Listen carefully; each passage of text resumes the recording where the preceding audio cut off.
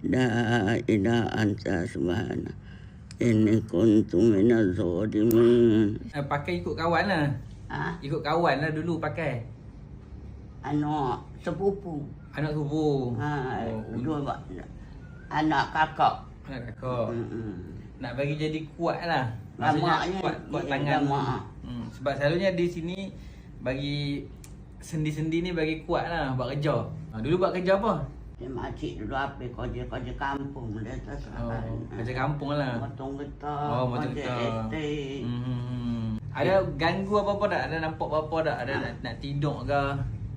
Nak tidur tu ada gangguan tak? Ada tak? Ada. Anak pijuk ni. Lepas tu lubang hidung dia kasi tersumbat. Oh ya. Masih tak boleh nak cakap.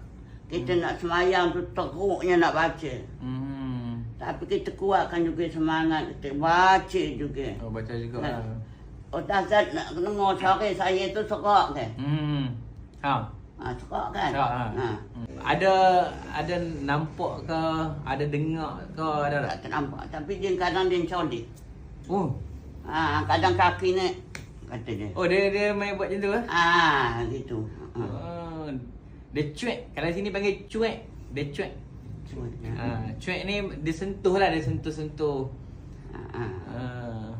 Lepas dia sentuh tu cakap apa kat dia? Tak ada apa. Tak cakap apa lah. Makcik baca lah ayat kursi ke.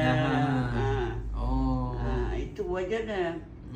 Kalau kadang-kadang tak boleh tidur Ustaz, anggap pijon hak sini ni. Ambil air kenyih. Atas kakinya pun memang kebas. Sakit lutut ni, lututnya pun dah bengkok. Saya tu cakap orang Perak Ustaz. Ya, cakap orang Perak lah. Yang ni sebab yang ni dia bukan emas. Ni dia macam besi. Besi apa tak tahulah, stainless steel ke ataupun besi biasa ke. Menyesal tak pakai? Menyesal tak pakai ni? Dia dah apa pula tidaknya. Dia awak dah tua. Yalah dah. Menyesalnya ya Allah. Ayang ajat minta mohon kepada Allah minta selamatkan keluarganya.